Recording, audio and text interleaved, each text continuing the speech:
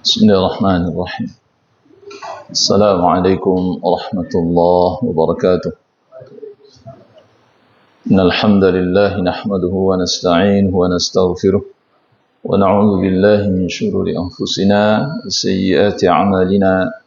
Man yahdihillahu fala mudilla lahu wa man yudlil fala hadiya lahu. Wa asyhadu an la ilaha illallah wahdahu la syarika lahu.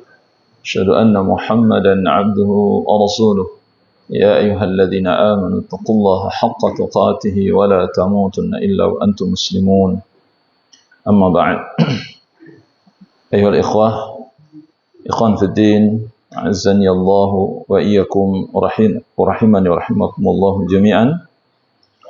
Malam ini kita kembali dipertemukan oleh Allah Subhanahu wa taala untuk melanjutkan bahasan kita dari kitab Fathul Islam, masuki bab ad-dukhul fil Islam, yakni bab masuk Islam, ya. Halaman 23. Fadhal untuk disimak, ya. Bismillahirrahmanirrahim. Wa qawluhu ta'ala وَمَنْ يَبْتَغِ غَيْرَ الْإِسْلَامِ دِينًا فَلَنْ يُقْبَلَ مِنْهُ وَهُوَ فِي الْآخِرَةِ مِنَ الْخَاسِرِينَ. وَقَوْلُهُ تَعَالَى إِنَّ الدِّينَ عِنْدَ اللَّهِ الْإِسْلَامِ. Firman Allah Ta'ala di dalam surah Ali Imran ayat 85, barang siapa yang mencari agama selain Islam, maka tidak akan diterima darinya, dan di akhirat kelak dia termasuk orang-orang yang merugi. Di dalam ayat 19 masih surah Ali Imran, Allah Ta'ala berfirman, sungguhnya agama yang di sisi Allah hanyalah Islam. Maksudnya agama yang diridhai oleh Allah adalah agama Islam. Nah, ayat ini, ya, dijadikan landasan oleh para ulama, khususnya Syekh At-Tamimi rahimahullahu ta'ala,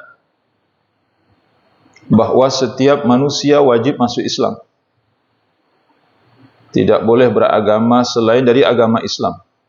Harus masuk Islam. Dua ayat ini sebagai landasan bahwa tidak ada agama selain dari Islam, dan tidak diakui satu agama selain dari Islam. Ayyuhal ikhwah. Jadi setelah beliau menyebutkan tentang keutamaan Islam, beliau mengajak manusia untuk masuk ke dalam Islam. Islam inilah yang keistimewaan-keistimewaannya dan keutamaan-keutamaannya tidak layak bagi orang yang berakal untuk menolak, dan tidak masuk ke dalamnya bila dia menginginkan keselamatan bagi dirinya. Artinya tidak patut bagi orang yang berakal untuk tidak masuk ke dalam agama ini kalau dia menginginkan keselamatan. Setelah kita menjelaskan tentang keutamaan Islam, sejatinya pengetahuan kita tentang keutamaan Islam itu membawa kita masuk Islam. Harusnya kan begitu. Jadi tak ubahnya seperti kita mempelajari tauhid rububiyah. Maka disebutkan oleh para ulama, pengetahuan kita tentang rububiyahnya Allah itu sejatinya membawa kita kepada tauhid uluhiyah.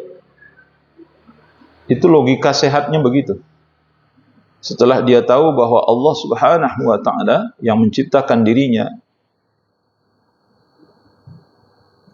yang mengatur dirinya, yang memberi rezeki kepada dirinya, yang menyelamatkan dirinya, yang memberikan segala nikmat kepada dirinya, kepada siapa dia menyembah sesudah itu?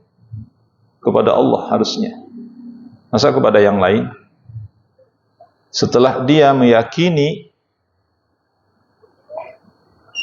af'alnya Allah, atau beriman kepada af'alnya Allah Subhanahu wa taala terkait dengan rububiyahnya Allah itu,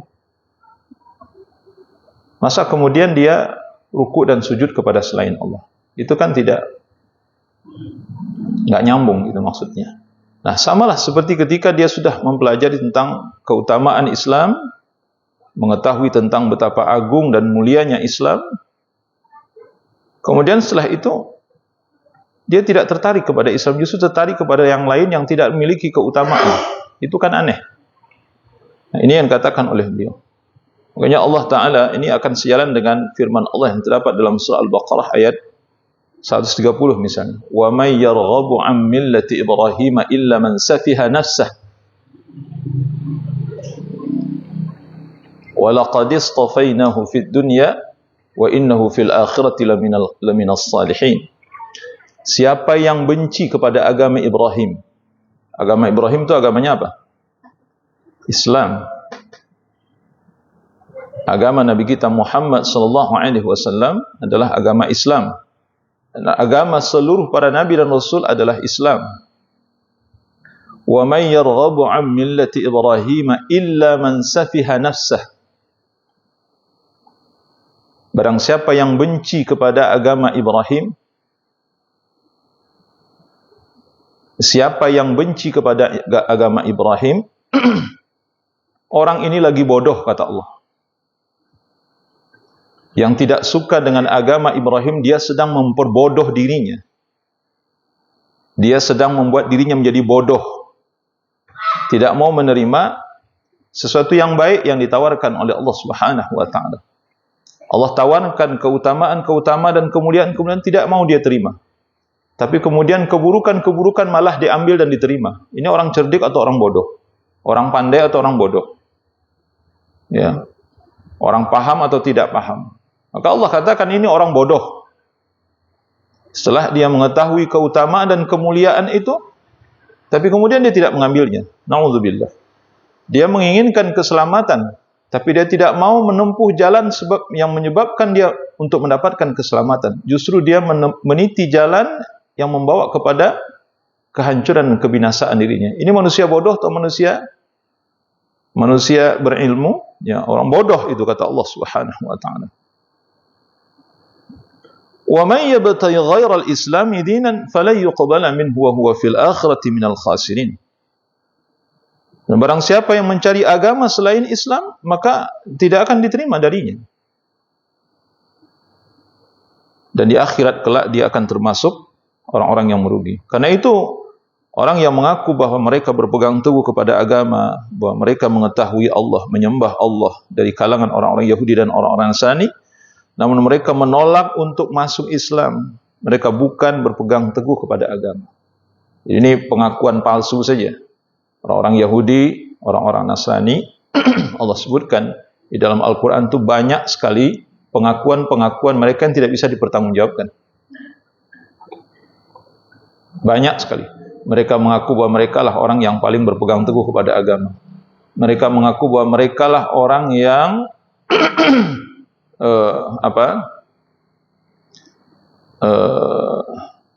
berilmu dan menguasai kitab. Mereka mengaku bahwa mereka lah orang yang berhak mendapatkan surga. Wa qalu la yadkhulul jannata illa man kana hudan aw nasara. Itu ayat tidak 1-2 kali disebutkan dalam Al-Quran. Orang Yahudi Nasrani itu mengklaim bahwa surga itu milik mereka. Nah, ini yang kita kenal dalam bahasa kita, suka ngapling-ngapling sorga. Ini siapa sih kelompok suka ngapling-ngapling sorga? Ya. Ternyata itu ya kerjaan Yahudi Nasrani. Gitu. Kerjaan orang-orang Yahudi dan Nasrani. Dan diikuti oleh umat Nabi Muhammad SAW. Jadi di kalangan umat Nabi Muhammad ini ada orang yang mengapling-ngapling surganya. Kayak orang Yahudi Nasrani itu. Subhanallah. Yang berhak mengapling surga itu hanya Allah dan Rasulnya sallallahu alaihi wasallam. Jadi ketika Allah katakan bahwa Nabi pasti masuk surga, Rasulullah sallallahu alaihi wasallam katakan bahwa Abu Bakar, Umar, Utsman, Ali fil jannah, Talha fil jannah, Abdurrahman bin Auf fil jannah. Zubair bin Awam fil jannah, Abu Ubaidah fil jannah. Itu Rasulullah yang mengatakan. Datangnya dari Allah Subhanahu wa taala. Kalau manusia di belakang Nabi sallallahu alaihi wasallam tidak berhak, termasuk para sahabat sekalipun. Setelah Rasulullah wafat, tidak ada satu kalimat pun yang terucap oleh para sahabat mengatakan bahwa surga itu milik orang-orang, ya misalnya si fulan atau kelompok ini, tidak ada. Kecuali mereka merujuk kepada apa yang dikatakan oleh Rasulullah sallallahu alaihi wasallam. Al-ikhwah.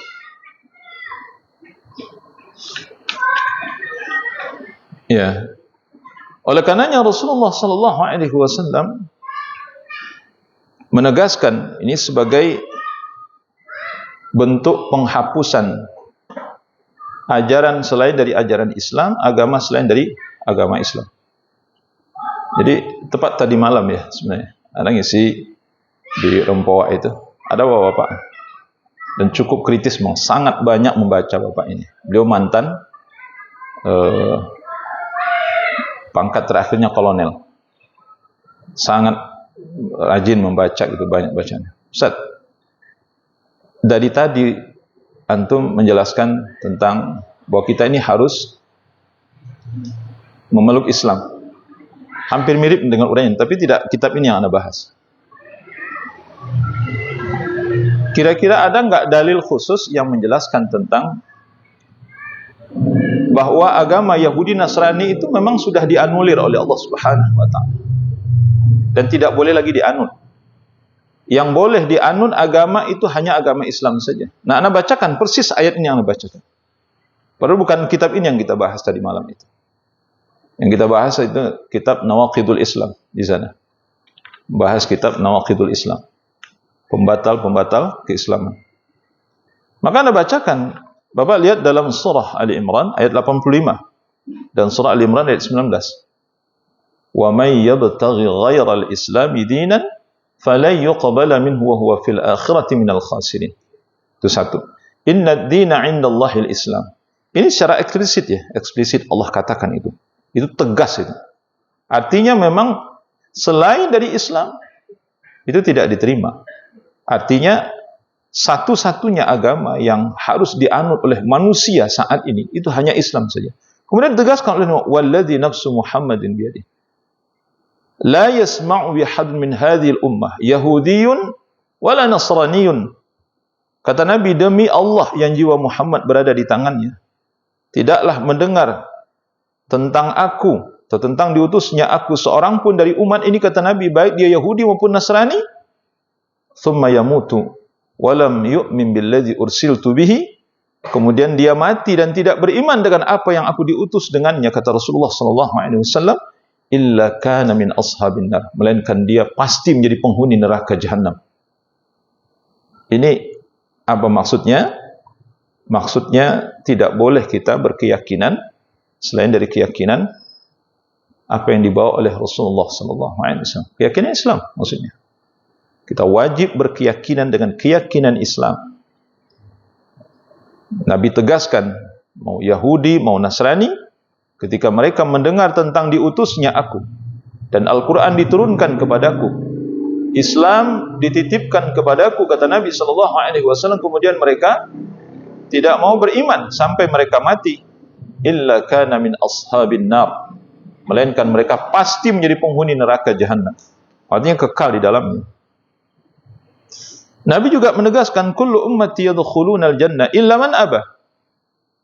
Qalu wa man ya'ba ya Rasulullah? Man ata'ani dakhala al-jannah wa man 'asani faqad aba. Kata Nabi sallallahu alaihi wasallam, seluruh umatku masuk surga kecuali yang tidak mau masuk surga.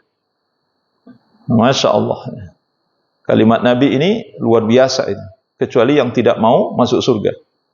Sahabat seakan penasaran bertanya, ya Rasulullah, ma ya'ba ya Rasulullah? Siapa orang yang enggak mau masuk surga? Nabi menjawab dengan diplomatis, man ata'ani dakhala al-jannah wa man 'asani faqad aba. Kata Nabi, yang patuh kepadaku inilah orang yang akan masuk surga. Tapi yang tidak patuh kepadaku inilah orang yang tidak mau masuk surga. Artinya tidak patuh kepadaku, tidak mau mengikuti jalanku, tidak mau mengikuti sunnahku, tidak mau mengikuti agamaku, tidak mau mengikuti keyakinanku. Itu maksudnya. Inna ad-dina 'indallahil Islam. Sungguhnya agama yang diridhai di sisi Allah itu adalah agama Islam.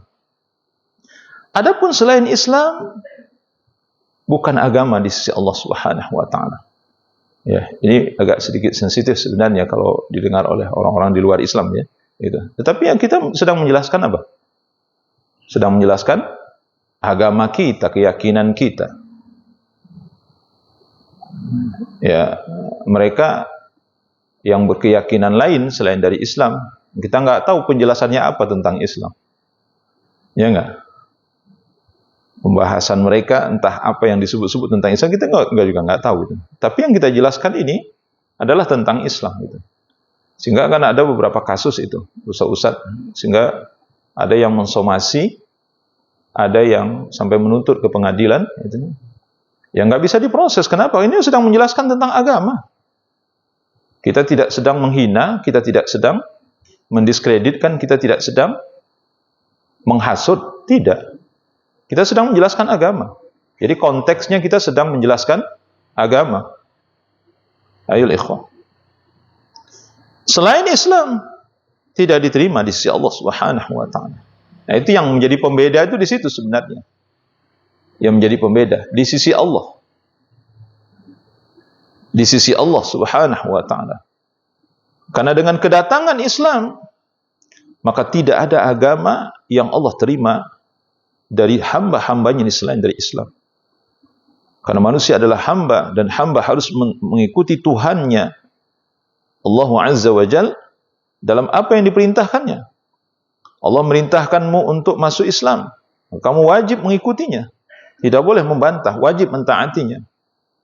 Jangan mengikuti hawa nafsu. Oleh karena itu Umar radhiyallahu anhu mengatakan dalam satu hadis, wallahi inni la a'lamu annaka hajar. Beliau berkata kepada Hajar Aswad, la tadur wa la tanfa', walau anni ra'aitu Rasulullah sallallahu alaihi wasallam yuqabbiluka maqabbaltuk. Kata Umar, demi Allah wahai Hajar Aswad, sungguh aku benar-benar mengetahui bahwa engkau ini adalah batu. Kau tidak lebih dari sekedar batu. Kamu ini cuma batu. Umar katakan, kamu hanya batu. Kamu hanya batu yang tidak bisa mendatangkan mudarat, tidak bisa mendatangkan manfaat. Masya Allah, ini luar biasa ini. Datang dari seorang sahabat Nabi yang paling mulia setelah Abu Bakar Siddiq radhiyallahu an. Dan kata-kata Umar ini, kata Nabi SAW, Allah telah menjadikan kebenaran itu ada pada lidahnya Umar. Al-Ikhwah, ini salah satu keutamaan Umar yang saya kira hampir tidak dimiliki oleh sahabat yang lain. Allah telah menjadikan kebenaran itu ada pada lidahnya Umar radhiyallahu an. Kata Nabi SAW, kalau ada Nabi setelahku maka Umarlah orangnya, kata Nabi SAW. Nah, orang ini sedang berkata, sahabat yang mulia ini sedang berkata, walaula anni ra'aitu Rasulullah sallallahu alaihi yuqabbiluka maqabbaltu. Kalau aku tidak melihat Rasulullah menciummu, maka pasti aku tidak akan pernah menciummu. Apa maksudnya itu? Tunduk patuh kepada Nabi. Jadi kalau ingin selamat tuh ikut Nabi, patuh taat kepada Nabi, itu maksudnya. Umar ingin mengatakan kepada kita bahwa dia mencium batu itu bukan beribadah kepada batu di penjelasan berikutnya. Kita tawaf mengelilingi Ka'bah bukan beribadah kepada Ka'bah, tapi kita beribadah kepada Allah karena patuh taat kepada Allah dan Rasulnya sallallahu alaihi wasallam. Itu maksudnya. Jadi siapa yang ingin selamat, ikuti Allah dan Rasulnya sallallahu alaihi wasallam. Wa qauluhu ta'ala, Anda sengaja agak cepat dikit ya, mudah-mudahan bisa selesai gitu maksudnya. Karena materinya lumayan banyak ya. Wa qauluhu ta'ala wa anna hadha sirati mustaqiman fattabi'uhu wa la tattabi'us subula fatafarraqa bikum 'an sabilihi. Firman Allah Ta'ala, dan bahwasanya ini adalah jalanku yang lurus, maka ikutilah ia. Dan janganlah kalian mengikuti jalan-jalan yang lain, karena jalan-jalan itu akan mencerai-beraikan kalian dari jalannya, maksudnya dari jalan Allah Subhanahu wa taala. Qala Mujahid, as-subul al-bid'ah wasyubhat. Imam Mujahid rahimahullah ta'ala mengatakan yang dimaksud oleh Allah dengan kata-kata as-subul, wala tattabi'us subul. As-subul bermakna al-bid'u wasyubhat. Yang dimaksud dengan subul, jalan-jalan ini maksudnya jalan bid'ah dan penyimpangan serta syubhat. Ya, syubhat. Ayol ikhwah. Wa anna hadha sirati mustaqiman. As-sirat itu artinya jalan. Yang dimaksud di sini adalah Islam. Wa anna hadha sirati mustaqiman. Kata Allah Subhanahu wa taala kepada Nabi sallallahu alaihi wasallam, ya Allah mengatakan anna hadza sirati wa anna hadza sirati mustaqiman. Inilah jalanku yang lurus. Fattabi'u. Kan nanti di dalam riwayat Imam Bukhari Muslim, ya, di antara asbabun nuzul dari ayat ini adalah itu nanti kita dapati riwayat dari sahabat Abdullah bin Mas'ud radhiyallahu anhu, Rasulullah sallallahu alaihi wasallam ketika membacakan ayat ini itu bikin garis besar. Garis lurus besar. Nabi bikin garis lurus ini lurus. Kemudian Nabi memberi di samping-samping garis lurus tadi itu ada garis-garis kecil. Gitu. Yang ini hadza wa anna hadza sirati mustaqim. Inilah jalanku yang lurus, maksudnya Islam. Fattabi'u, oleh karena itu ikuti jalan ini. Wala tattabi'us subul. Jangan kalian mengikuti as-subul. Subul itu yang dibikin Nabi. Nah, inilah as-subul kata Nabi. Nih. Apa itu? Kata Imam Mujahid, al-bid'ah, perbuatan-perbuatan bid'ah yang menyimpang dari ajaran Rasulullah sallallahu alaihi wasallam, wasyubhat, dan syubhat-syubhat yang lahir ya dari hawa nafsu orang-orang yang menyimpang tersebut. Ayol ikhwah, khon fiddin rahimani wa rahimakumullah jami'an. Ini adalah jalan yang lurus, tidak ada kebengkokan padanya. Tidak pula ada penyimpangan. Akan tapi dia seimbang, tidak berlebihan, tidak pula kurang. Inilah jalan Islam. Tidak lebih, tidak kurang. Tidak ekstrim kanan, tidak ekstrim kiri. Ini bahasa saja ya. Intinya tidak bengkok. Islam itu adalah seimbang, lurus. Islam itu ajarannya mutawassit. Ya. Ajarannya adalah seimbang. Adil. Ajaran Islam itu. Tidak berat ke kanan, tidak berat ke kiri. Itu seperti yang Allah gambarkan di dalam Al-Quran akhir dari surah Al-Fatihah, ihdinas siratal mustaqim as-siratal ladzina an'amta 'alaihim ghairil maghdubi 'alaihim waladdallin. Ya Allah, tunjukilah kami ke jalan yang lurus, yaitu jalan orang-orang yang telah Engkau beri nikmat atas mereka, bukan jalan orang-orang yang Engkau murkai, bukan pula jalan orang-orang yang sesat. Siapa al-maghdubi 'alaihim? Al-Yahud. Al-Dhalin, An-Nasara. Nah, ini yang kita katakan. Ini ekstrim kanan, ekstrim kiri. Terlalu ke kanan, terlalu ke kiri. Ya. Ini terlalu mencolok, ini terlalu kurang. Itu. Nah, Islam tidak seperti itu. Islam itu seimbang. Fattabi'u. Ikutilah oleh kalian agama Islam ini. Jangan mengikuti ya sunnah selain dari sunnah Rasulullah sallallahu alaihi wasallam. Ikutilah agama yang mulia ini, juga mengikuti sunnah Nabi sallallahu alaihi wasallam. Jangan ikuti sunnah yang lain selain dari sunnahku, selain dari jalanku, kata Nabi sallallahu alaihi wasallam. Al-ikhwah, wa la tattabi'us subula fatafarraqa bikum an sabili. Jangan kalian mengikuti jalan-jalan yang lain, karena jalan-jalan yang lain itu akan mencerai-beraikan kalian dari jalan Allah. Jadi kalau bukan jalan yang jalan yang dibuat oleh Allah tersebut, yang telah ditempuh oleh Nabi sallallahu alaihi wasallam, itu yang tidak kita ikuti, Justru jalan-jalan yang seperti hadis yang kita gambarkan tadi itu dari Abdullah bin Mas'ud, jalan-jalan kecil yang ada di sebelah kanan dan kiri dari jalan yang lurus tersebut, itu yang diikuti, ya, maka ini akan mendatangkan kehancuran dan kebinasaan. Karena jalan itu adalah jalan-jalan kesesatan. Dalam satu riwayat disebutkan, di setiap jalan-jalan itu, kata Nabi SAW, itu ada setan yang memanggil-manggil, ada setan yang menggoda. Di setiap jalan tadi, wala tattabi'us subul. As-subul, jalan-jalan kesesatan tadi itu, di setiap jalan itu ada setan di sana. Ada setan di situ.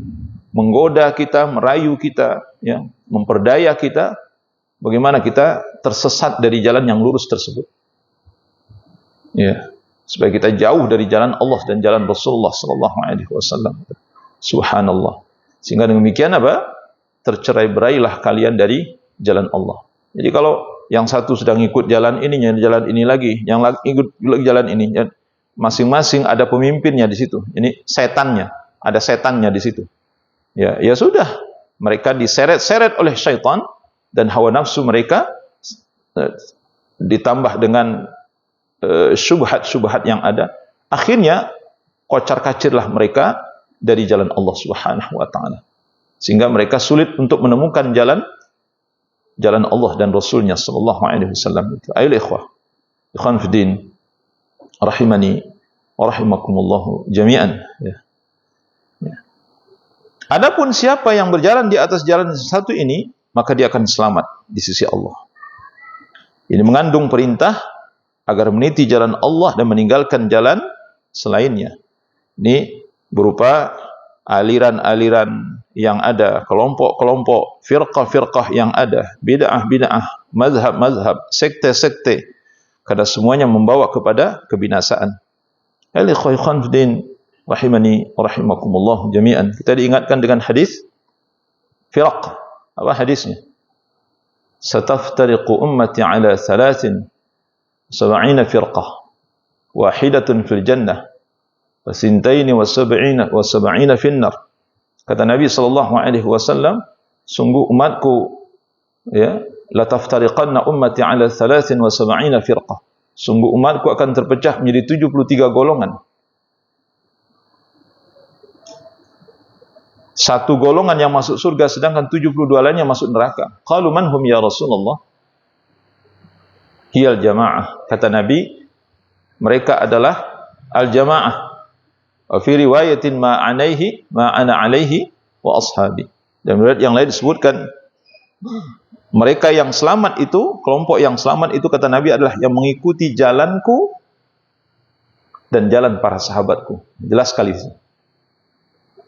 Kata Nabi, kelompok yang selamat itu adalah yang mengikuti jalanku dan jalan para sahabatku. Ikhwan fiddin. Nah, sedangkan yang tidak mengikuti jalan Nabi dan para sahabatnya, ini berarti mengikuti jalan-jalan bid'ah wa syubhat, subulus syayatin, subul syaitan, jalan-jalan syaitan. Ini yang diikuti.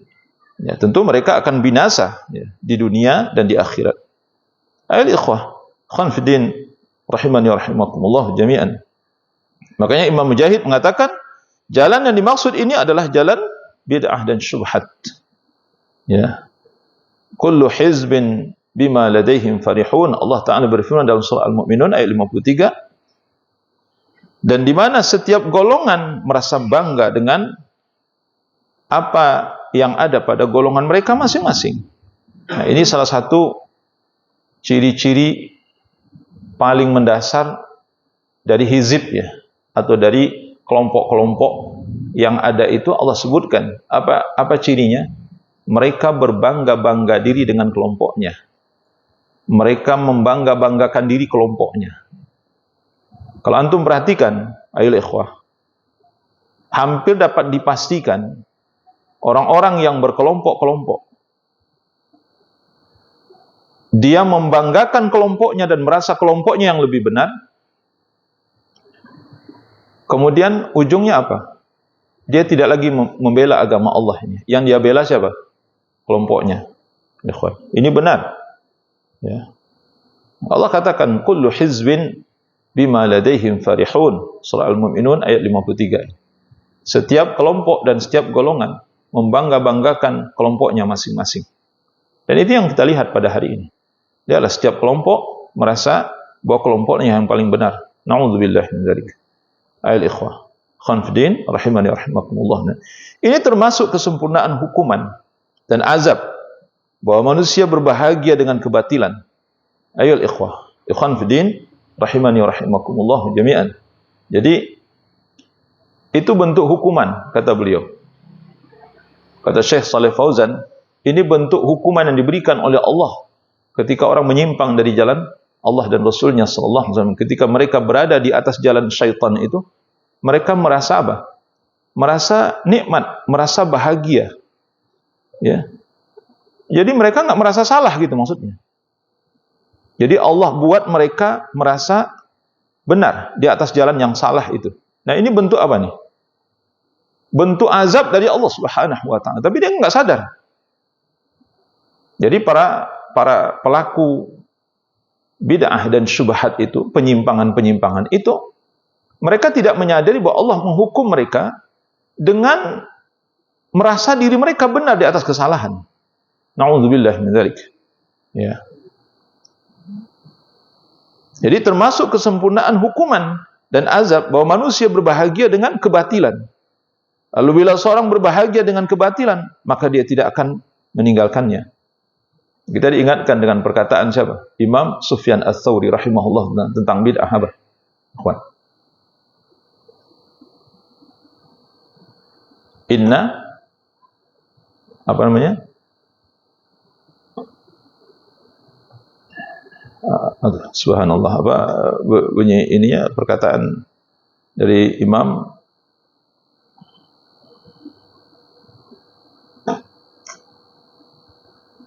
ya, al-bid'atu ahabbu ila iblis minal ma'siyah.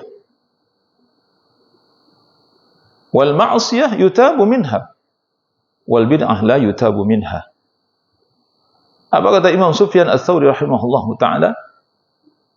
Sesungguhnya ya bid'ah itu lebih dicintai oleh iblis daripada perbuatan dosa dan maksiat. Daripada maksiat biasa. Kata Imam Sufyan Ats-Tsauri, bid'ah itu lebih disenangi dan dicintai oleh iblis dibandingkan dengan maksiat. Maksudnya maksiat ini mungkin berzina, membunuh, durhaka kepada kedua orang tua, memutuskan silaturahim, atau maksiat lainnya mungkin dia meninggalkan sholat. Itu. Kenapa kata beliau? Wal ma'siyah yutabu minha. Karena orang yang bermaksiat itu besar kemungkinan dia akan bertobat kepada Allah. Wal bid'ah, sedangkan bid'ah la yutabu minha. Hampir-hampir saja tidak mungkin dia bertobat dari bid'ah itu. Kenapa? Karena orang yang bermaksiat, dia tahu bahwa maksiat itu tidak baik. Tapi kalau orang yang melakukan bid'ah, dia tahu nggak kalau bid'ah itu tidak baik? Dia tidak tahu. Yang dia tahu bid'ah itu adalah kebaikan. Oleh karena itu tidak mungkin dia bertobat dari bid'ah. InsyaAllah. Itu luar biasa itu. Luar biasa. Maka orang yang terjebak di dalam maksiat berupa di dalam penyimpangan ini, as-subul tadi itu, bentuknya sebagaimana disebutkan oleh Imam Mujahid adalah bid'ah. Kebidahan itu sulit sekali untuk bertobat. Kenapa? Karena dia meyakini apa yang dilakukan itu benar. Dari jalan mana mereka akan memperbaiki diri? Sementara mereka meyakini apa yang dilakukan itu adalah sesuatu yang benar. Kan tidak mungkin bertobat dari sesuatu yang benar, kan? Betul apa tidak? Bagaimana orang akan bertobat dari sesuatu yang benar? Bagaimana orang akan insaf dari sesuatu yang baik? Bagaimana seseorang akan meninggalkan sesuatu yang mengandung kemuliaan dan keutamaan? Kan tidak mungkin. Nah, itulah yang diyakini oleh mereka. Maka kata Imam Sufyan Ats-Tsauri rahimahullahu taala, seakan Allah menanamkan ke dalam hati mereka merasa kenikmatan di atas penyimpangan yang dilakukan itu, maka dia akan sulit untuk meninggalkannya. Bahkan tidak mungkin untuk meninggalkannya. Tidak mungkin untuk meninggalkannya. Na'udzubillah min dzalik. Ayol ikhwah, ikhwan fiddin, rahimani wa rahimakumullah jami'an. Kemudian adapun orang yang berjalan di atas kebatilan namun dia tidak senang, maka mungkin dia sedang mencari kebenaran dan untuk meraih petunjuk kepadanya.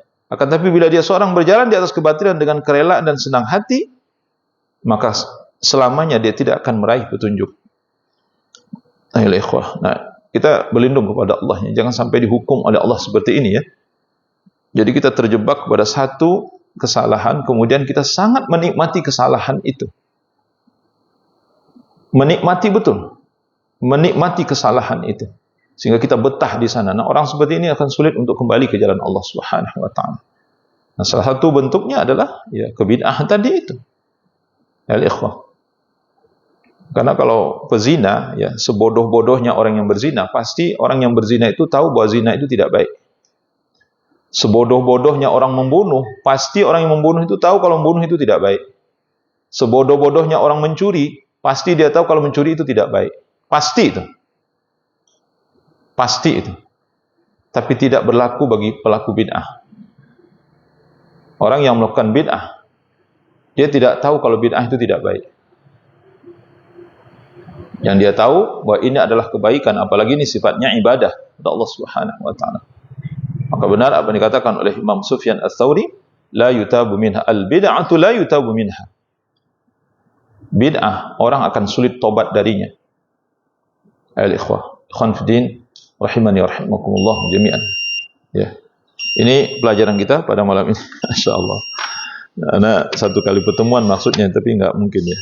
2 kali pertemuan juga ini sepertinya. InsyaAllah pada pertemuan yang akan datang kita, atau mungkin nanti ba'da isya kita sambung sedikit lagi, sedikit. Ya, sampai halaman 29 lah insyaallah kita sambung sedikit ya. Ini ada hadis dari Ummul Mukminin Aisyah radhiyallahu anha tentang hadis bid'ah. Ini sangat nyambung dengan apa yang kita sampaikan barusan ya. Sallallahu ala nabiyina Muhammad wa ala alihi wa sahbihi wa sallama tasliman katsira. Assalamualaikum warahmatullahi wabarakatuh.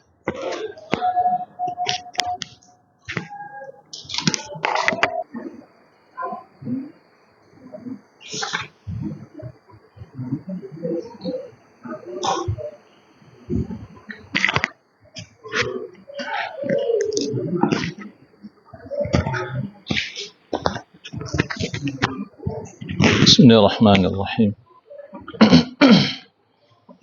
Alhamdulillah wassalatu wassalamu ala Rasulillah wa ala alihi wa sahbihi wa man walah ma ba'd.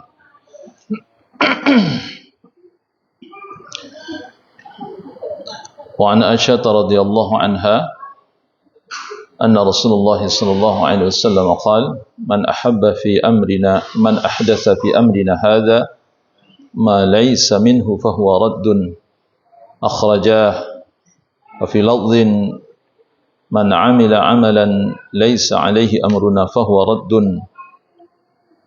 Dari Ummul Mukminin Aisyah radhiyallahu anha, Rasulullah sallallahu alaihi wasallam bersabda, barang siapa yang mengada-ngada ajaran baru di dalam perkara agama kami ini yang bukan darinya, maka ia ditolak. Riwayat Imam Bukhari Muslim. Dalam riwayat yang lain, barang siapa yang mengerjakan satu amalan yang tidak dilandasi dengan perintah kami atau perkara agama kami ini, maka amalan itu tertolak ya. Hadis ini adalah hadis yang sangat populer dan menjadi salah satu pokok dari ajaran agama ya. Salah satu dari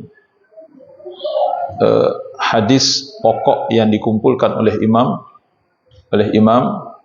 An-Nawawi rahimahullahu ta'ala dalam kitabnya Arba'in An-Nawawiyah. Jadi satu dari hadis Arba'in An-Nawawiyah yang dikumpulkan oleh Imam An-Nawawi rahimahullahu taala adalah hadis Ummul Mukminin Aisyah radhiyallahu anha yang kita bacakan ini. Man ahdatsa fi amrina hadza ma laysa minhu fahuwa raddun wa man 'amila 'amalan laysa 'alaihi amruna fahuwa raddun. Barang siapa yang mengada-ngada di dalam urusan agama kami ini, kata Allah, yang bukan bagian darinya, maka amalan tersebut, apa yang mengada-ngada tersebut itu ditolak. Barang siapa yang melakukan satu amalan yang tidak berdasar atas perintah kami, kata Nabi, maka amalan tersebut ditolak. Amalan apa yang dimaksud di sini? Amalan yang hubungannya dengan agama, ya. Amalan yang sifatnya agama, ya. Sekali lagi, yang tidak ada hubungannya dengan agama secara khusus, seperti aktivitas-aktivitas kita terkait dengan masalah dunia, ya. Keseharian kita, muamalah kita, tidak termasuk di dalamnya. Jadi nanti jangan ngomongin bid'ah tentang pakaian, tentang kendaraan, tentang apa lagi, gitu. Kan nanti oleh sebahagian ustaz-ustaz dan kiai-kiai yang ada, gitu. Kalau kita tidak boleh bid'ah katanya, ya sudah, jangan pakai motor, jangan pakai mobil katanya, gitu. Itu kan bid'ah, yang nggak ada di zaman Nabi Sallallahu Alaihi Wasallam. Apakah ini yang dimaksud oleh Nabi? Bukan. Itu masalah muamalah dunia, masalah dunia itu nggak ada istilah bid'ah. Justru dalam masalah dunia ini kita harus bid'ah. Kalau kita nggak bid'ah, kita ketinggalan zaman. Dalam masalah dunia kita harus bid'ah. Kalau antum tidak bid'ah dalam masalah dunia, maka antum akan ketinggalan zaman. Hari ini mau pakai onta, kemana? Hari ini mau pakai keledai, mau kemana pakai keledai? Ya kan? Hari ini naik kereta wush. Hari ini sudah naik LRT, MRT. Hari ini sudah pakai pesawat kemana-mana. Ya. Nah itu bid'ah. Apa namanya? Untuk urusan dunia. Tapi yang dimaksud oleh Nabi Sallallahu Alaihi Wasallam di sini bukan urusan dunia. Ini pasti masalah agama. Karena tidak ada satu ulama pun yang ketika membaca hadis ini kemudian dikaitkan dengan mengada-ngada dalam masalah dunia. Sekali lagi, oleh ikhwah, justru kalau kaitannya dengan dunia, kita ini harus mengada-ngada. Harus melakukan sesuatu yang baru, berinovasi. Kalau kita tidak berinovasi, maka kita akan ketinggalan zaman. Kita akan tinggalkan zaman. Ayat ikhwah, ikhwan fiddin, rahimani, rahimakumullah jami'an. Yakni menambah ke dalam agama tambahan yang baru, yang Rasulullah SAW tidak pernah mendatangkannya dan membawanya. Jika dikatakan kepada mereka, wah ini mengada-ngada, apa mereka katakan? Oh ini baik, ini adalah baik. Maka kita bantah, ini tidak baik, ini satu hal yang batil. Karena agama Islam ini sudah sempurna. Apa yang diajarkan oleh Nabi Sallallahu Alaihi Wasallam itu adalah sesuatu yang sempurna. Tidak perlu kita menambah-nambahi, apalagi mengurangi. Ya. Dan kita wajib merasa puas mengamalkan apa yang diajarkan oleh Nabi Sallallahu Alaihi Wasallam. Wajib merasa puas. Jadi nggak boleh merasa kurang dengan agama ini. Kita wajib merasa puas dan sempurna dengan agama ini. Tidak boleh merasa kurang, tidak boleh merasa tidak sempurna.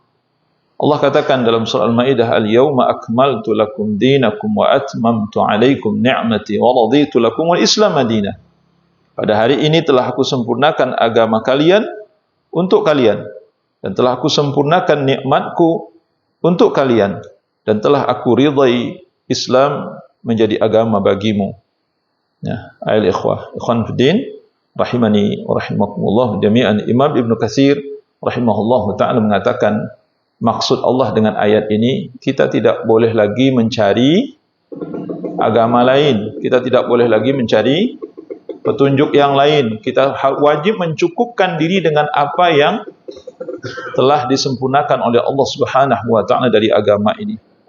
Dan kita wajib merasa cukup dengan apa yang Allah telah sempurnakan dari agama ini. Tidak boleh kita merasa kurang.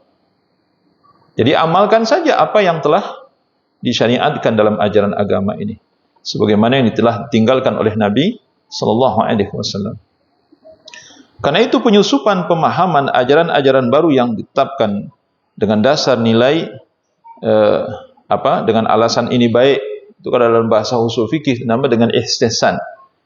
Jadi nanti salah satu dalil hukum yang dijadikan sandaran oleh para ulama di dalam menetapkan hukum di dalam hukum fikih, itu ada namanya istihsan. Istihsan itu artinya menganggap sesuatu itu baik, menganggap baik sesuatu gitu maksudnya. Nah, sejatinya ketika kita menganggap sesuatu itu baik, itu harus dilandasi dengan Al-Quran dan Sunnah. Artinya mengikuti apa yang dikatakan baik oleh Allah dan Rasul sallallahu alaihi wasallam. Jadi kalau Allah katakan baik, kita katakan baik. Kalau Nabi katakan baik, kita katakan baik. Kalau Allah dan Nabi tidak mengatakan itu baik, bagaimana, dari mana datangnya kita akan mengatakan itu baik? Tidak pernah Nabi mengatakan baik dan tidak pernah Nabi melakukannya. Tidak pernah sahabat mengatakan baik dan tidak pernah melakukannya. Tidak pernah para imam-imam yang mulia, yang kita kagumi dan kita muliakan, yang kita ikuti, mereka mengatakan baik juga tidak pernah, dan mereka juga tidak pernah melakukannya, termasuk Imam Asy-Syafi'i rahimahullahu ta'ala. Tapi kemudian kita katakan, wah ini baik. Dari mana kamu datang mengatakan ini baik? Siapa orang yang telah mendahului kamu mengatakan ini baik? Siapa panutan dalam agama ini yang mengatakan bahwa ini adalah baik? Kok tiba-tiba sekarang menjadi baik? Itu mengajak kita untuk berpikir gitu. Maka agama ini sejatinya apa yang dibawa oleh generasi terdahulu. Dan kita wajib memahami agama ini sesuai dengan pemahaman para generasi terbaik dari umat ini, dari kalangan sahabat, tabi'in, tabi'ut tabi'in, yang dijamin oleh Nabi sallallahu alaihi wasallam kebenaran akidah mereka, ibadah mereka, akhlak dan muamalah mereka. Tidak boleh menyimpang dari generasi terbaik.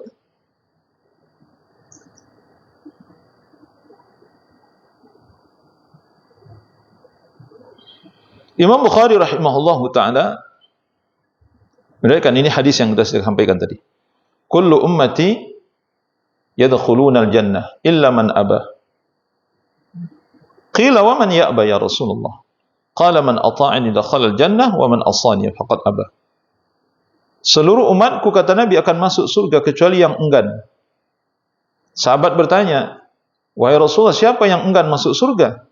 Beliau menjawab, barang siapa yang mentaatiku niscaya dia akan masuk surga, barang siapa yang bermaksiat kepadaku atau menyelisihi sunnahku, maka sungguhnya dia telah enggan masuk surga. Ayol ikhwah, ikhwan fiddin, rahimani wa rahimakumullah jami'an. Masya Allah, ini syarat masuk surga itu, pertama Islam, yang kedua mengikuti sunnah. Nabi yang katakan ini. Syarat masuk surga itu, pertama Islam, yang kedua mengikuti sunnah. Siapa yang tidak mengikuti sunnah Nabi, Nabi pastikan dia tidak mau masuk surga. Wa man asani faqad aba. Siapa yang menyelisihi sunnahku, siapa yang tidak mau mengikuti sunnahku, berarti dia enggak mau masuk surga. Al-ikhwah. Ini mengandung dorongan untuk masuk ke dalam Islam. Barang siapa yang ingin masuk surga, maka dia wajib masuk Islam. Sedangkan siapa yang tidak ingin masuk surga, jangan masuk Islam. Itu dengan mengikuti ajaran dan agama selain dari agama Islam. Maka tempat kembali mereka adalah neraka Jahannam. Surga tidak punya jalan atau petunjuk kecuali Islam yang dibawa oleh Rasulullah sallallahu alaihi wasallam. Dan sudah dimaklumi bahwa siapa yang berpegang teguh kepada Islam, niscaya dia akan mendapatkan gangguan ya dari kanan dan kiri ya, dari gangguan. Siapa yang berpegang teguh kepada ajaran Rasulullah sallallahu alaihi wasallam, maka dia akan mendapatkan gangguan. Pasti itu, tidak mungkin tidak. Akan tapi dia harus bersabar. Khususnya di akhir zaman ini. Saat fitnah-fitnah yang banyak muncul, permisalan orang yang berpegang teguh kepada agama adalah seperti orang yang memegang atau menggenggam bara bara api dalam satu hadis ya. Kata Nabi sallallahu alaihi wasallam,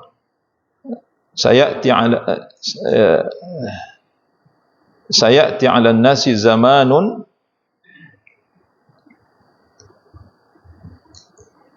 al-qabi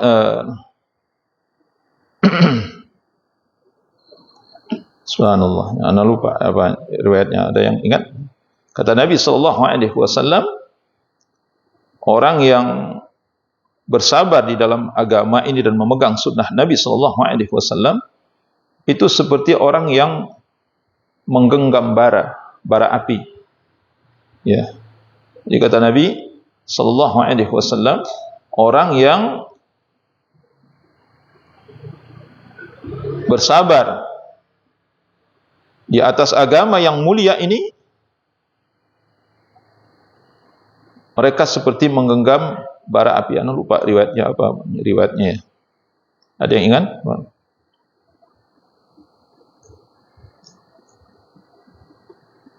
Coba sebentar anak lihat ya.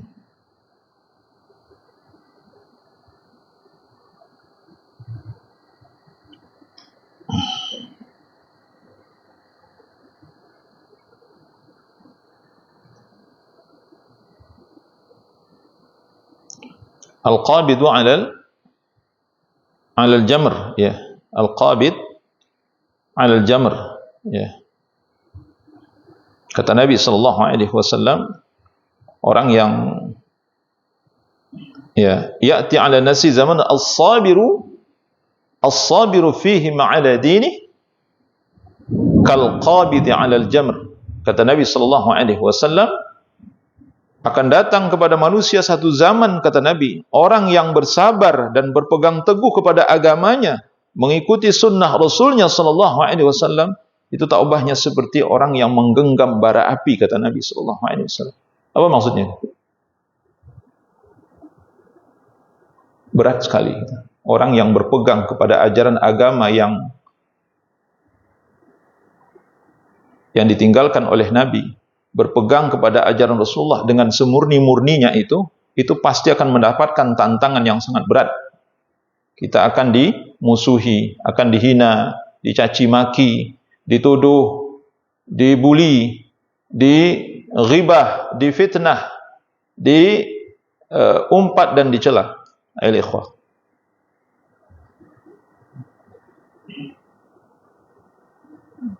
Maka Imam At-Tibi rahimahullahu ta'ala, Imam At-Tibi mengatakan, di zaman itu, kata beliau, orang-orang yang teguh memegang ajaran Rasulullah sallallahu alaihi wasallam itu seperti orang menggenggam bara api, seperti dia memegang bara api di tangannya. Artinya dia tersiksa gitu. Tersiksa kalau dia pegang kebenaran itu, dia akan disiksa orang, dia akan dimusuhi banyak orang. Itu maksudnya. Kalau dia bersabar, maka dia akan mendapatkan kebaikan yang sangat besar.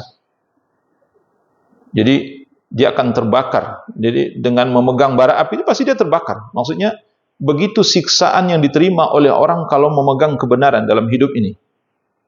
Sebagaimana Nabi sallallahu alaihi wasallam ketika menegakkan kebenaran tidak aman beliau. Beliau dihina, dicaci maki. Gelar-gelar yang tidak baik disematkan kepada beliau.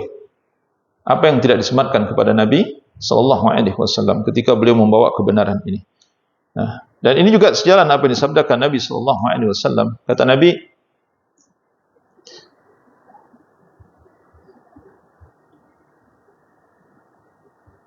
Bada al-Islamu gharibun. Bada al-Islamu ghariban. Wa sayaudu kama bada'a ghariban. Fatuba lil ghuraba. Islam ini awal munculnya, kata Nabi, asing.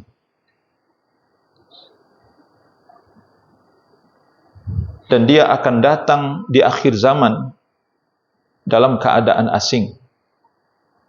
Maka beruntunglah orang-orang yang asing. Al-ikhwah. Jadi kan orang yang aneh-aneh itu kan, Islam ini aneh di awal munculnya. Dan di akhir zaman nanti, kata Nabi, dia akan kembali dianggap aneh. Artinya orang-orang yang mengamalkan Islam dengan semurni-murninya maka pasti dianggap aneh.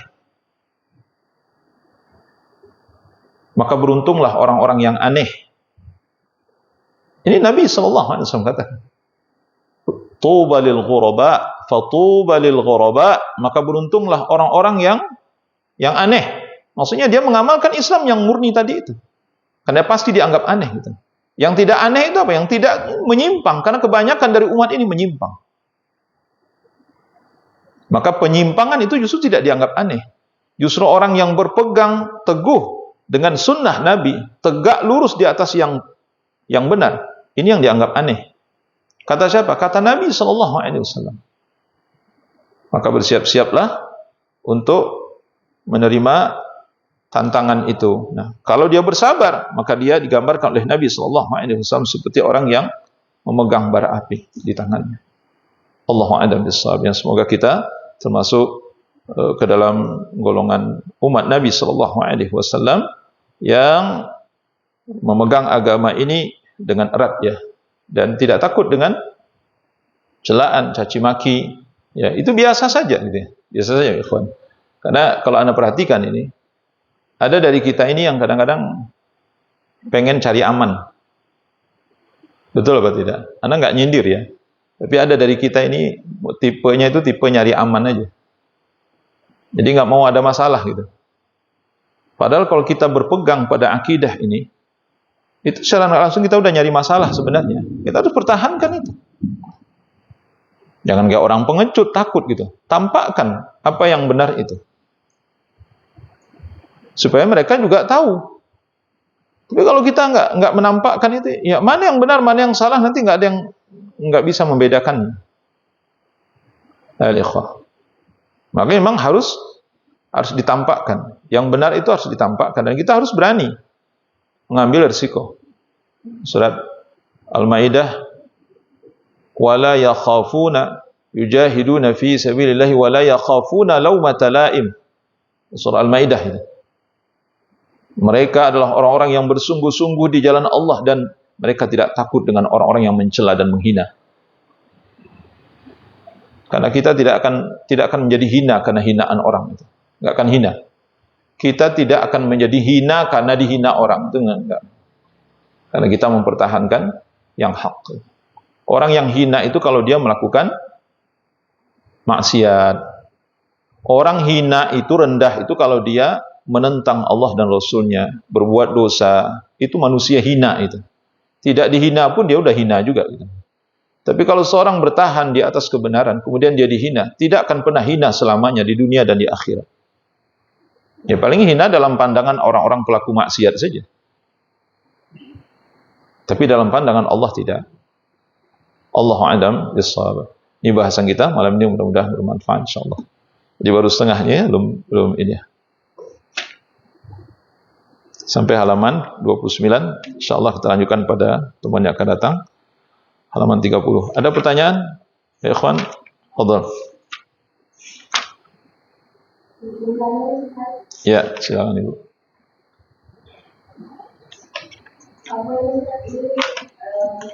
Sebenarnya itu pertanyaan dari anak-anak yang sudah tahu. Ya. Anak merasa belum mampu menjawab, karena bilang nanti tidak banyak gitu. Tapi ada juga bingung kenapa pertanyaan anak-anak ini mirip dengan pertanyaan yang tiba-tiba timbul di pikiran Anda gitu. Kalau mendengar kajian di radio gitu, kalau perjalanan dia akan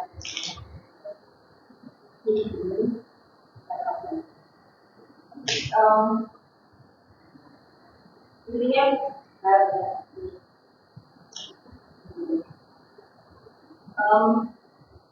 yang kita ketahui itu kan dalam menciptakan jin dan manusia kalau itu beribadah kepada Allah.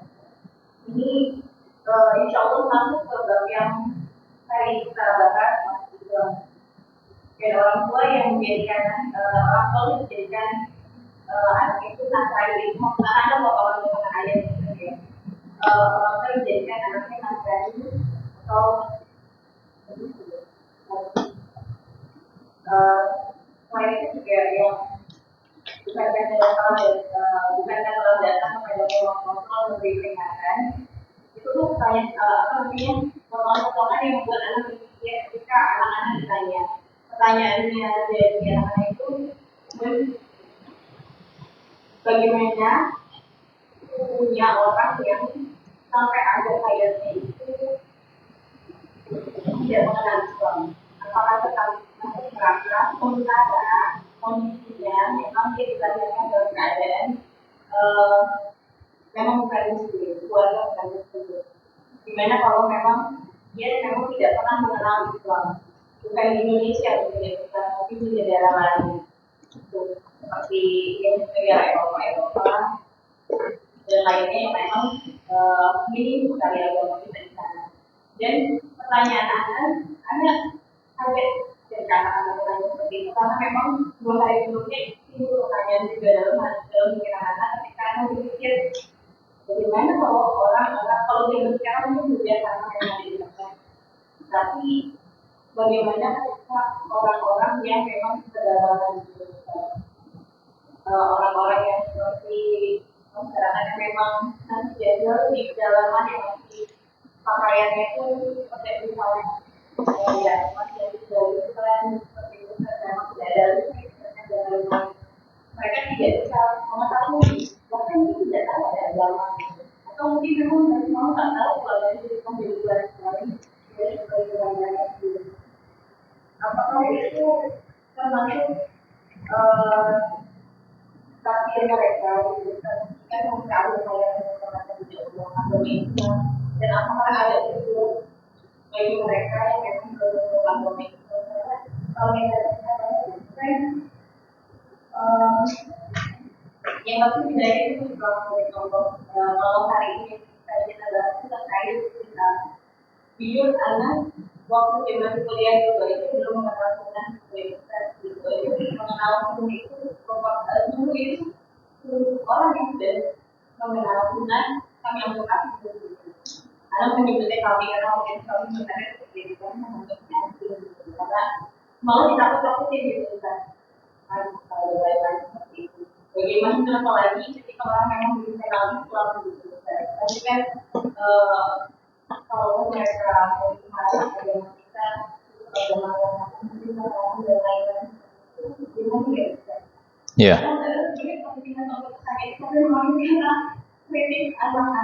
Ya. Baik. Barakallahu fiik.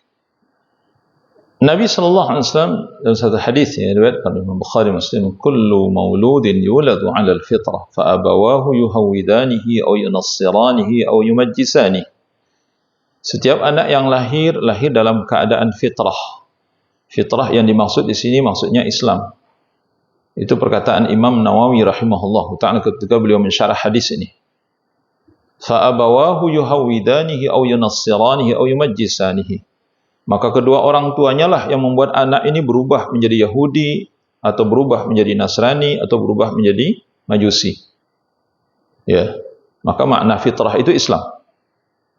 Makna fitrah itu Islam.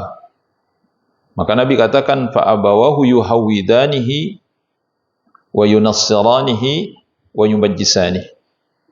Ayah dan ibunya lah yang membuat anak ini berubah menjadi Yahudi, Nasrani atau Majusi. Ayol ikhwan fiddin rahimani wa rahimakumullah jami'an. Anak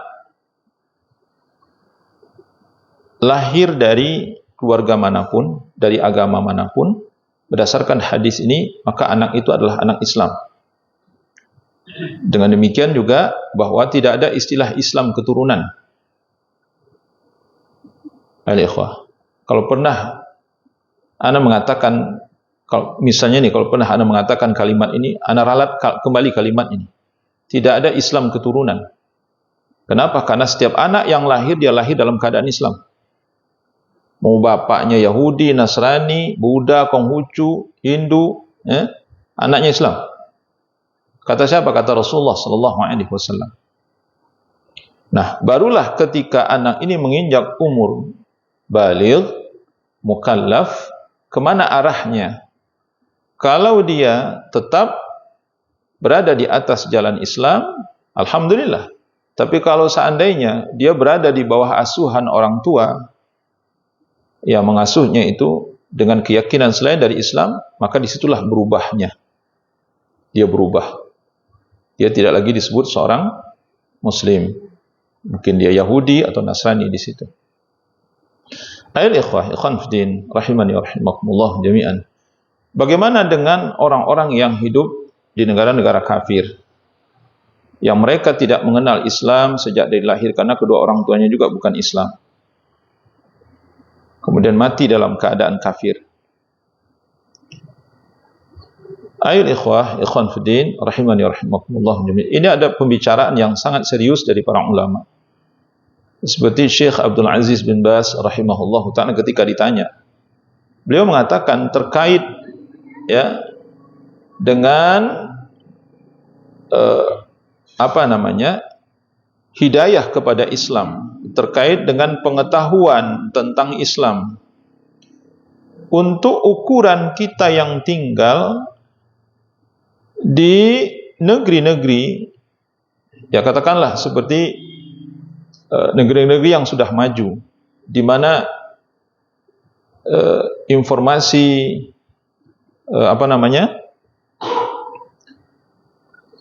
berita tentang sesuatu itu kan cepat sekali, ya. Apalagi kalau di negara-negara kafir seperti di Eropa, di Amerika segala macam itu. Maka Syekh Abdul Aziz bin Baz rahimahullahu ta'ala, sepertinya Allah tidak menerima uzur. Allah tidak menerima alasan kalau nanti orang-orang ini mengatakan kami tidak tahu ya Allah. Di akhirat nanti akan banyak orang mengatakan dia tidak tahu. Ya Allah, kami tidak tahu kalau ternyata ada agama Islam. Apa benar?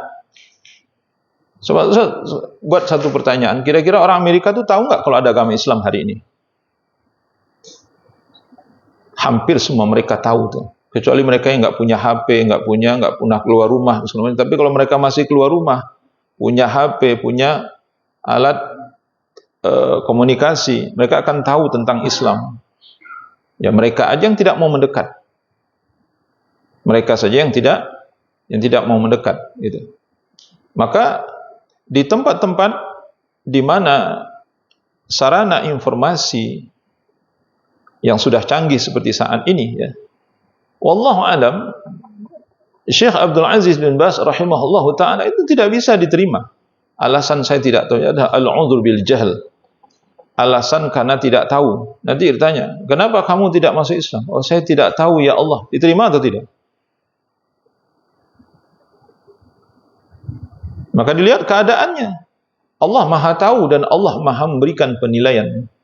Tapi kalau misalnya seperti di pedalaman Irian Jaya, di Kalimantan atau di mana gitu ya, dan memang di sana tidak ada dakwah, tidak ada tidak ada telekomunikasi yang memadai, tidak ada informasi yang sampai kepada mereka, maka mereka ini diserahkan kepada Allah.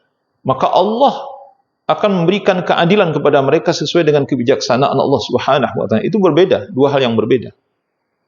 Allah tidak mungkin menyamakan orang yang tinggal di satu tempat di mana informasi begitu gampang diakses dan setiap orang pasti mendengarkan informasi itu. Dia aja nggak mau mendekat, dia aja nggak mau dengar, dia aja nggak mau dengar. Apa kata Mus'ab bin Umair radhiyallahu an kepada Sa'ad bin Ubadah radhiyallahu an? Duduklah sebentar, kau dengarlah apa yang ingin aku sampaikan. Kalau ternyata engkau tidak setuju dengan apa yang aku sampaikan, engkau boleh menolakku, bahkan mengusirku dari sini. Apa kata Sa'ad bin Ubadah? Cukup adil kalau begitu. Ya sudah, terserah apa yang mau sampaikan, aku akan dengarkan. Kemudian Mus'ab bin Umair radhiyallahu sebagai utusan dari Nabi SAW menyampaikan ayat-ayat Al-Quran, dibacakan, pesan-pesan Nabi disampaikan. Akhirnya apa? Dapat hidayah. Lantaran apa? Lantaran mau mendengar. Nah hari ini orang kenapa tidak dapat hidayah? Nggak mau dengar. Mereka menutup telinga mereka, menjauhi informasi itu, sehingga mereka nggak dapat hidayah. Dan kebanyakan orang-orang kafir seperti itu. Sudah a priori terlebih dahulu, sudah memandang jelek, sudah memandang tidak baik. Akhirnya mereka nggak mau mendengar Islam itu. Islam itu apa? Teroris. Islam itu apa? Agama tidak berperi kemanusiaan. Islam itu apa? Pokoknya digambarkan Islam itu sesuatu yang tidak baik. Sehingga mereka tidak mau mendengar Islam. Coba kalau mereka mau duduk saja. Berapa banyaknya orang-orang Amerika, Eropa yang masuk Islam hari ini? Apa pengakuan mereka? Masya Allah, luar biasa itu. Allahu Akbar, itu luar biasa itu. Ya saudara kita yang baru masuk Islam itu, pengakuan mereka terhadap keindahan Islam, ya Allah. Ternyata Islam tidak seperti yang digambarkan oleh orang-orang selama ini, termasuk para pendeta. Di gereja-gereja mereka, Islam itu begini-begini. Ternyata setelah pelajaran Islam, berbeda dengan apa yang mereka gambarkan. Mereka merasa tenang, hidup bahagia di dalam Islam. Nah ini tentu akan berbeda treatment dari Allah Subhanahu wa Ta'ala terhadap orang-orang yang ada di pedalaman. Mereka nggak pernah dengar tentang Islam, tidak ada dai yang sampai ke sana, tidak ada telepon, tidak ada TV, tidak ada radio, tidak ada yang mengantarkan dakwah ke sana. Dan mereka berasal dari keluarga yang tidak mengenal Islam misalnya. Maka Allah Subhanahu wa Ta'ala Maha Adil. Tentu Allah tidak akan menyamakan ini dengan orang yang tinggal di tempat yang kita sebutkan tadi. Allahu a'lam bishawab. Cuma kita tidak tahu bagaimana hukuman yang diberikan oleh Allah atau apa bentuk keadilan dan kebijaksanaan dari Allah. Kita tidak tahu. Allah yang maha tahu. Tapi pastilah ada kebijaksanaan Allah di sana. Kalau memang mereka tidak kenal dengan Islam dan mati dalam keadaan tidak Islam, lantaran mereka tidak pernah mengenal Islam sama sekali, itu nanti akan dua hal yang berbeda dari ini. Nah, apalagi kalau seandainya dia tinggal di negeri Islam seperti Indonesia. Indonesia ini negeri Islam, Bapak Ibu. Jangan salah ya, Indonesia ini negeri Islam. Ikhwan. Mayoritas kita umat Islam, di mana-mana azan dikumandangkan, syariat Islam dijalankan, ya. Kecuali yang sifatnya hukum-hukum jarimatul hudud, hukum-hukum jinayah, itu yang tidak diterapkan di Indonesia ini. Tapi di Aceh, Masya Allah, walaupun tidak sempurna, tapi dijalankan di Aceh, ya, alhamdulillah. Ya. Tapi hukum Islam yang lain tegak, kewarisan alhamdulillah tegak, pernikahan secara Islam tegak, ibadah kita tegak, akhlak Islam tegak, Masya Allah. Akidah Islam itu yang paling besar tegak di Indonesia ini. Jangan salah, meski banyak gangguannya juga.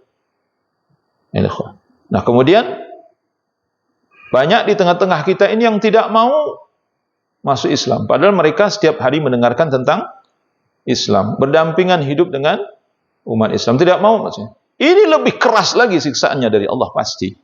Ya, lebih keras lagi. Karena setiap hari mereka mendengarkan azan, mendengarkan ceramah, mendengarkan kajian, mendengarkan, ya, mereka juga setiap saat itu YouTube kalau dibuka itu sebahagian isinya nasihat itu dari para guru-guru dan ustaz-ustaz, ya. Dan mereka mendengarkan itu sebagian, tapi mereka tidak mau menerima Islam. Tentulah Allah punya kebijaksanaan tersendiri terhadap hal ini gitu.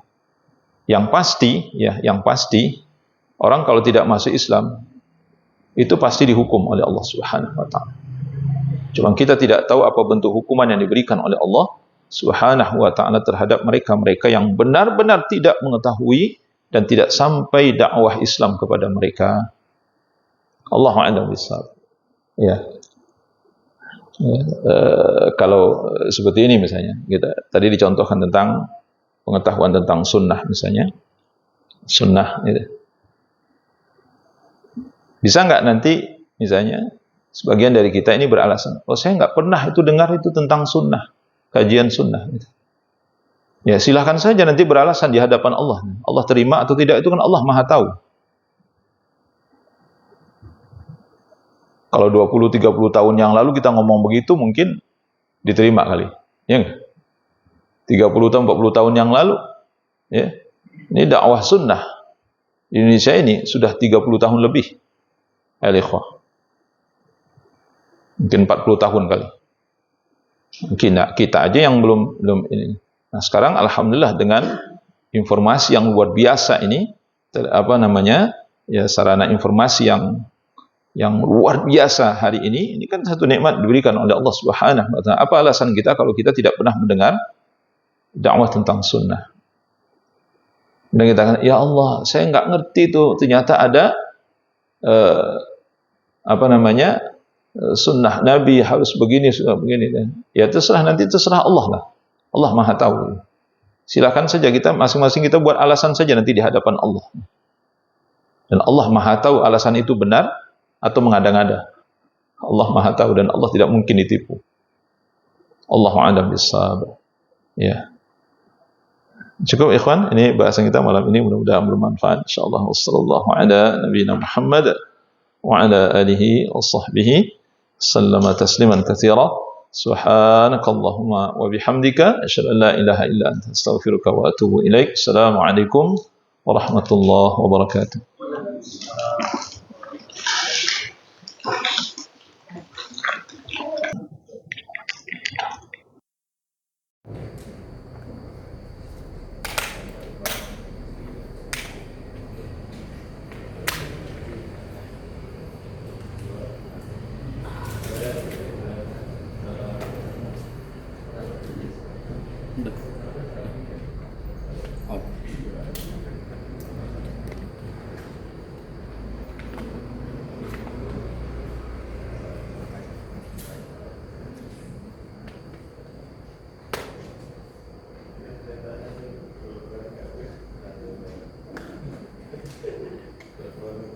Hehehe